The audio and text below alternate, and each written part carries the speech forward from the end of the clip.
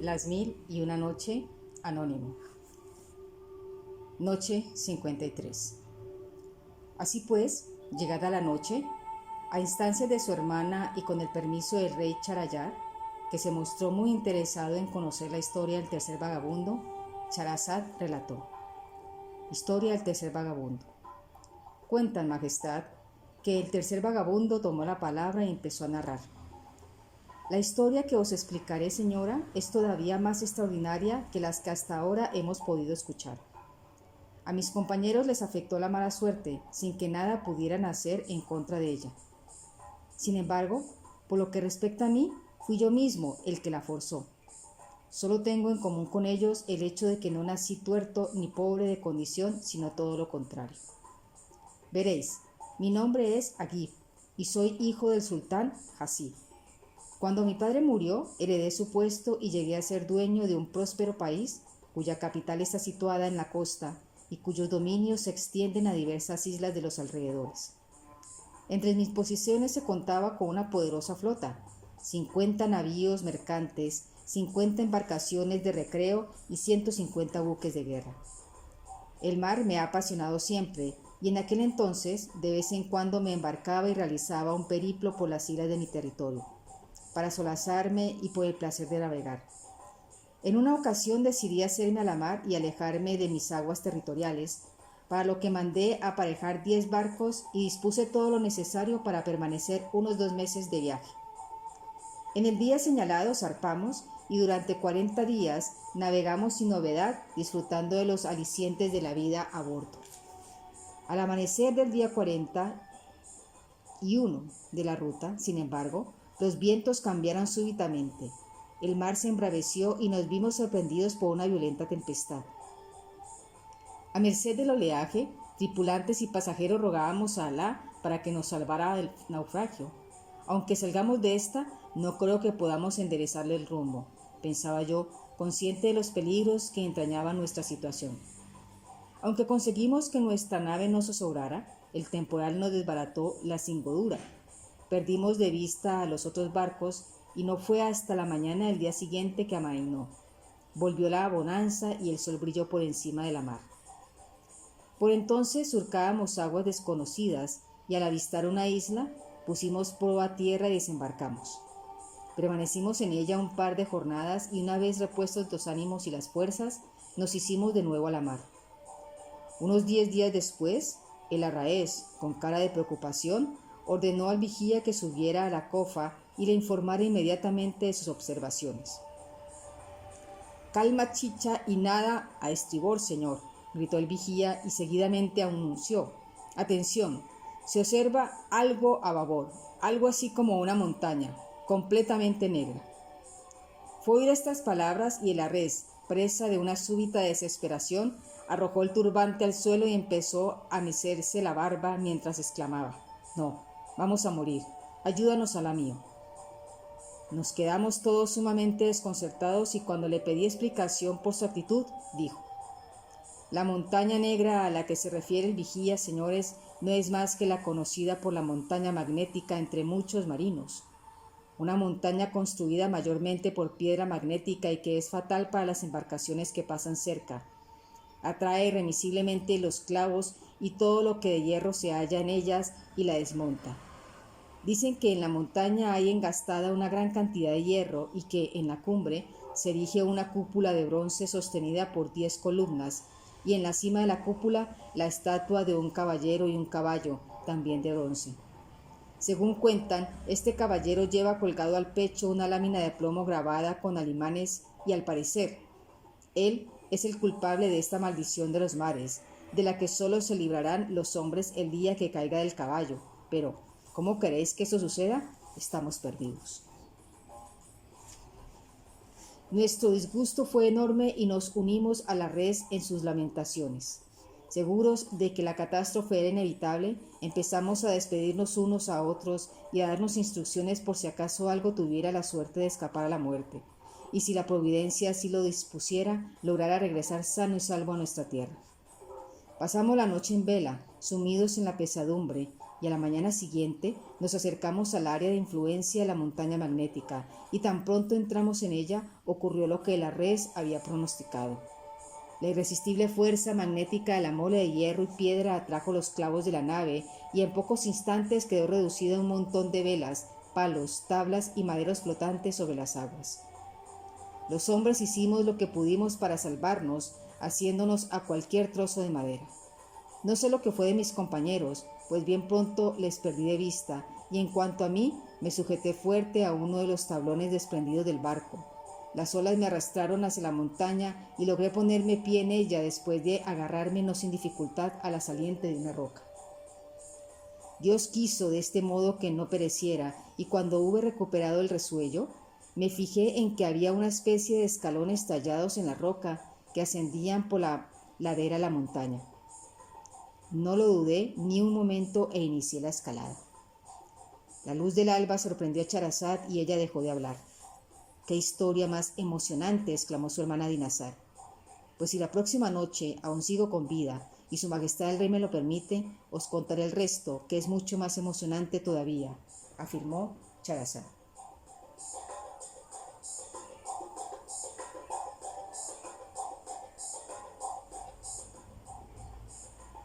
Noche 54. Así pues, llegada la noche y a instancia de su hermana, Charazad reanudó el relato. Cuentan, majestad, que Agib siguió explicando. Poco a poco fui subiendo y con la ayuda de Alá poderoso, cuyo nombre no dejé de mencionar a lo largo de toda la ardua escalada, alcancé la cumbre. Allí estaba la cúpula, efectivamente tal como lo había descrito la res, y el caballo de bronce encima.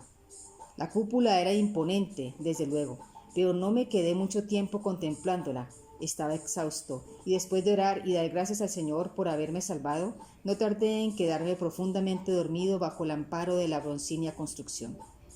Y fue en sueños que escuché una voz que me dijo: Agib, cuando despiertes, remueve esta tierra sobre la que ahora estás echado, cava bajo tus pies y hallarás un arco de bronce y 3 saetas de plomo con talismanes grabados en ellas. Coge el arco y las flechas, sal fuera y dispara al caballero. Solo si le alcanzas y le haces caer del caballo, librarás a la humanidad de la maldición de la montaña magnética. Si cae el caballero, tras él se desplomará el caballo. Entiérralo entonces en el lugar en que encontraste las flechas y el arco, y hecho esto, el mar cubrirá la montaña y la cúpula.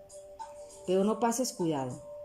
Cuando las aguas estén a punto de cubrirla, se te acercará un bote conducido por un barquero de bronce, sube a él y te entregará un remo.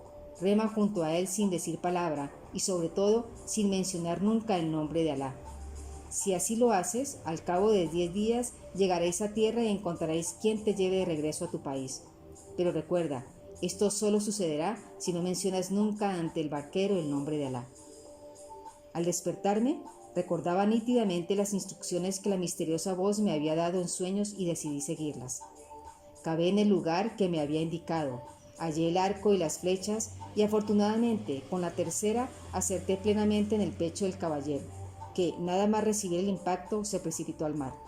Luego cayó el caballo, lo enterré y acto seguido las aguas empezaron a subir de manera que en poco tiempo cubrieron la montaña, y cuando el nivel estaba a punto de igualarse a la cima de la cúpula, apareció el bote, conducido por el barquero de bronce.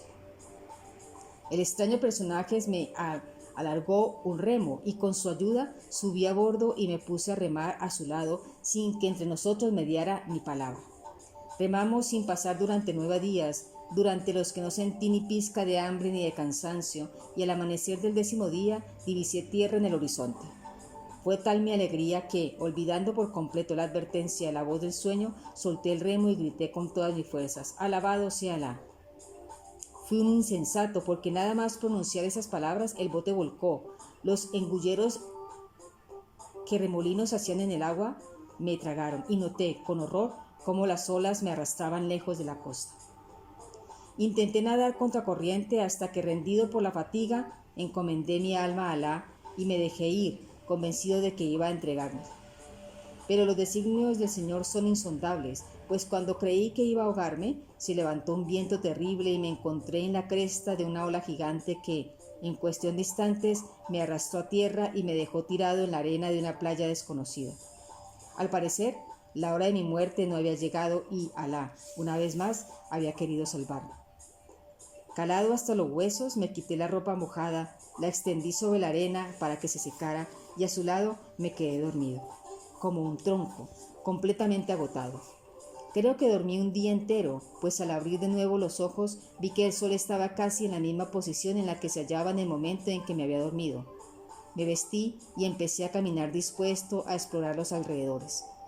Pronto me di cuenta de que había ido a parar a una isla, de dimensiones bastante reducidas, por cierto, y aunque contaba con un pequeño oasis de vegetación y agua potable que me permitiera sobrevivir, me sentía bastante decepcionado por no haber llegado a tierra firme. Temí que estuviera tan apartada de las rutas de navegación que quizás nunca más saldría de ella, y abatido me senté de nuevo en la playa, contemplando la inmensidad del mar que se abría ante mis ojos y pensando en los extraños acontecimientos que había vivido. De pronto me pareció distinguir una mancha en la línea del horizonte. Me levanté, me acerqué a la orilla y, al poco, vi claramente la silueta de un velero que, sin lugar a dudas, se dirigía hacia la isla. Con la consiguiente expectación, observé cómo la nave se acercaba. Divisé un buen número de pasajeros en cubierta y entonces, sin que sepa deciros exactamente por qué, tuve miedo. Corrí a refugiarme en el oasis, trepé a un árbol, me acomodé en una rama y me tapé con las hojas, de manera que pudiese espiar los movimientos del barco y de la gente sin ser observado. Como era previsible, la embarcación fondeó cerca de la playa. Los marineros echaron anclas, colocaron el puente y por él bajaron unos 10 esclavos cargados con palas y espuertas. Caminaron hasta llegar casi al borde de la vegetación y bastante cerca del árbol desde el que los espiaba, se pusieron a cavar con ahínco hasta que dejaron al descubierto una losa en el subsuelo. Hecho esto, volvieron a la nave y con la ayuda de los marineros iniciaron el desembarco de una cantidad ingente de objetos, mayormente utensilios para la casa, alfombras, muebles, un gran número de sacos y cerones repletos de toda clase de comida cruda y también algunas bandejas con pan, carne guisada y otros platos cocinados. Ante mi sorpresa, los esclavos acarrearon todo aquello hasta depositarlo junto al lugar en el que habían excavado, y cuando hubieron apilado los objetos, regresaron de nuevo a la embarcación y volvieron, pero esa vez seguidos de otras 2 personas. En primer lugar, un anciano, un hombre decrépito y visiblemente castigado por el paso del tiempo, que lo había convertido en poco más que piel y huesos, envuelto en una túnica azul y que el viento agitaba y hacía volar de un lado a otro de su consumido cuerpo. Me recordó los versos de aquel poema. Su poder y su fuerza son inapelables, el tiempo todo lo hace temblar. Yo caminaba sin notar cansancio y ahora noto cansancio sin caminar. Al lado del anciano, sin embargo, caminaba un muchacho hermosísimo, esbelto, de rostro agraciado y proporciones perfectas, equiparable en encanto y belleza a la rama florida o a la cría de gacela. Sin duda era de los que a su paso causan estragos, rompen corazones y arrebatan juicios, igual que la beldad que inspiró el poema. Llamaron a la belleza para compararla con ella, y la belleza, avergonzada, bajó la cabeza. Le preguntaron, ¿conoces a alguien similar? Y contestó, no, nunca he visto a nadie igual. Llegado el séquito junto a la losa, los esclavos le apartaron y apareció un agujero por el que se introdujeron algunos de ellos, y entonces, formando una cadena, fueron metiendo en el subterráneo los sacos, las alfombras y todo lo que habían trajinado desde el barco. Actuaron con una rapidez y una diligencia que me dejaron atónito, y cuando no quedó ningún objeto sobre la tierra, los esclavos que todavía permanecían en la superficie descendieron, así como el anciano y el joven, que también desaparecieron por el agujero. Yo suponía que la historia no terminaría allí, pues el hecho de que hubieran dejado las palas y las espuertas fuera y de que el barco siguiera anclado en la costa me hacía pensar que habrían más acontecimientos. La espera fue larga, y más por lo incómodo de mi emplazamiento, pero al fin los esclavos surgieron debajo de tierra y el anciano tras ellos, aunque del joven ni rastro. Colocaron la losa en su sitio, le cubrieron la tierra y arena, y sin olvidar palas y espuerras, los esclavos y el anciano volvieron al barco que, después de arriar velas y levar anclas, se alejó de la costa con el viento a favor, rumbo a la sabe dónde. Bajé del árbol con las piernas entumecidas, pero con una idea bien clara de mis próximos movimientos. Sin pensármelo 2 veces, me puse a remover tierra con mucho esfuerzo y paciencia hasta que topé con la losa. La desplacé y bajo mi asombrada mirada aparecieron los peldaños de una escalera de piedra. Impulsado por la curiosidad, inicié el descenso y a medida que me iba internando, en lugar de intensificarse la penumbra, la claridad iba en aumento, hasta que al llegar a los últimos peldaños me quedé boquiabierto al observar la amplia e iluminada habitación a la que había accedido, toda ella tapizada con preciosas alfombras de seda. Reclinado sobre un cojín redondo, encima de un diván, reposaba el hermoso muchacho y ante él había una mesa cubierta de flores y en el centro de la misma un cesto repleto de frutas. Al parecer estaba solo y al percatarse de mi presencia recibió tal sobresalto que se quedó blanco como la cera. «No temas, soy un hombre de bien y no te haré ningún daño», le tranquilicé enseguida y añadí: «Seguramente el destino me ha conducido hasta aquí para que estuviera acompañado. Si quieres, luego te contaré cómo ha sido, pero antes, por favor, dime quién eres y qué haces en esta caverna, que, a decir verdad, nada tiene de envidiar a una estancia palaciega». La luz del alba sorprendió a Scheherazade y ella dejó de hablar. «¡Qué historia más extraordinaria e increíble!», exclamó su hermana Dinazar. «Pues si la próxima noche aún sigo con vida y su majestad el rey me lo permite, os contaré el resto, que es mucho más sorprendente todavía», replicó Scheherazade.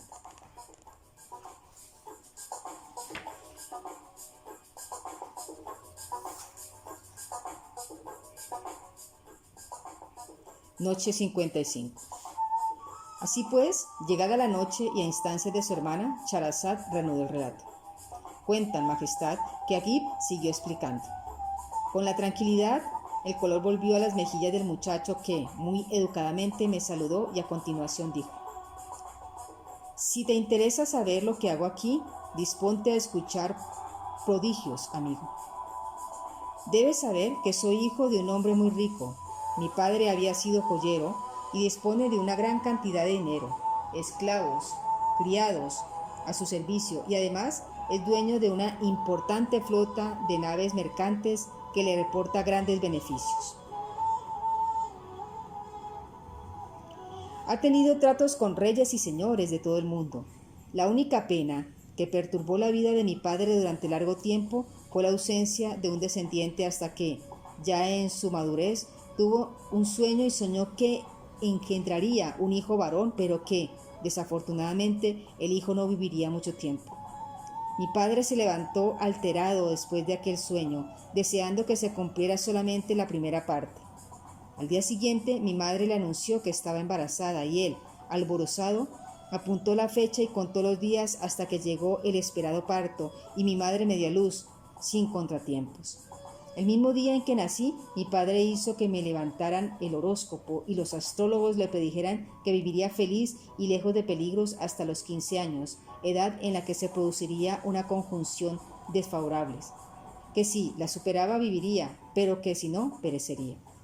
Según me contó mi madre, los astrólogos pronosticaron: 50 días después de que el caballero de bronce caiga de su caballo y desaparezca la montaña magnética, vuestro hijo morirá a manos del hombre que disparó la saeta que acertó al caballero de bronce, un hombre llamado Agib, hijo del sultán Hasib.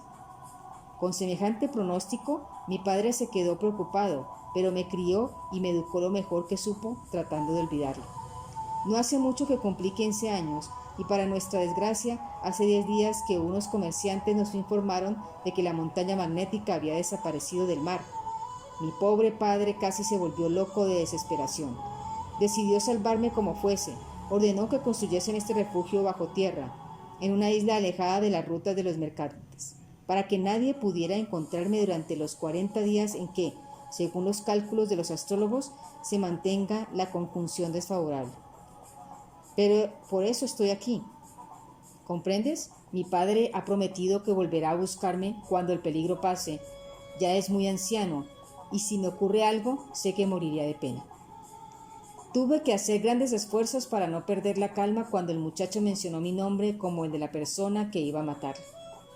Evidentemente, el tal Agib no era otro que yo mismo, el hijo del sultán Hasib, y había sido, con mi saeta, quien ocasionaba la caída del caballero de bronce y la desaparición de la montaña magnética. Pero por supuesto no tenía ni la más remota intención de matarle.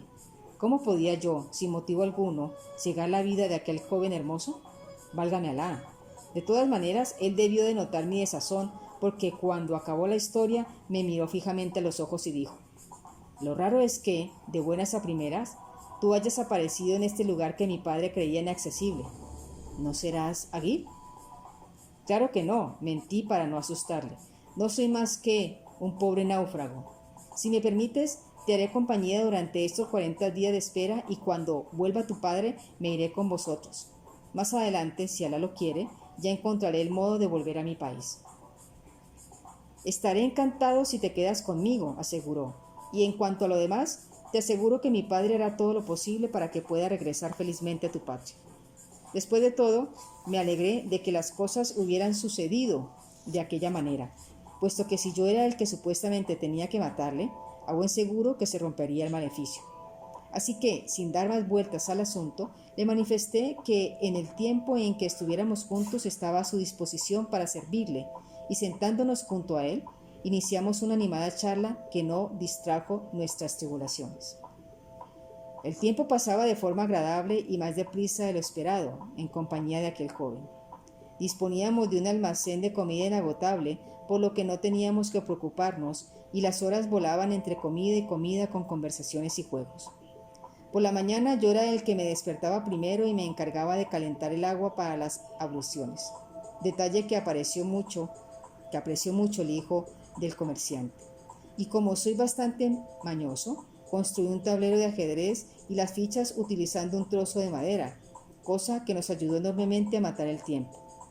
Lo cierto es que el muchacho estaba encantado conmigo y muchas veces me decía que su padre me recompensaría por todo lo que hacía por él.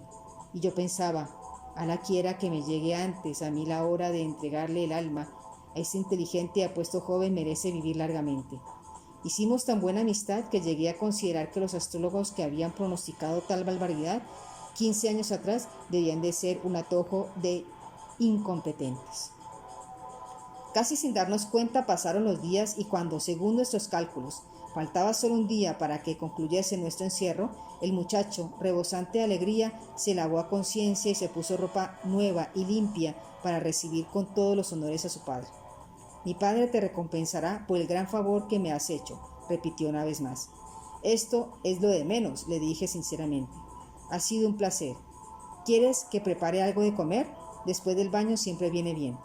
Bueno, en realidad, lo que más me apetece sería un poco de zumo de melón con azúcar, manifestó. Y yo me ofrecí de inmediato para preparárselo. Escogí un melón de la cesta de frutas y le pregunté: ¿sabes dónde está el cuchillo grande? Creo que en este estante, dijo señalando uno que había encima del diván en donde estaba acostado. Descuida, no te levantes, le dije para que no se molestara. Yo mismo lo cogeré. Me subí a un taburete y efectivamente allí estaba el cuchillo. Lo agarré por el mango y entonces, maldita sea la hora, sucedió algo horrible. Perdí el equilibrio. Casi sobre el muchacho, el cuchillo cayó en manos y sin querer se lo clavé en el corazón. El desgraciado joven expiró el instante y yo, cuando me di cuenta de lo que había hecho, empecé a chillar como un poseso. Me abofeteé y me desgarré el vestido, pero por más que lloré y me desesperé, nada pude hacer para devolverle la vida. El destino se había cumplido. Dios mío, ten piedad de mí. ¿Por qué tan duros golpes me afliges en el lado adverso? Ojalá muriera también en este momento, grité presa del desconsuelo. La luz del alba sorprendió a Charazad y ella dejó de hablar. ¡Qué historia más extraordinaria e increíble!, exclamó su hermana Dinazar. Pues si la próxima noche aún sigo con vida y su majestad el rey me lo permite, os contaré el resto, que es mucho más sorprendente todavía, replicó Charazad. Y la noche 56 se acerca.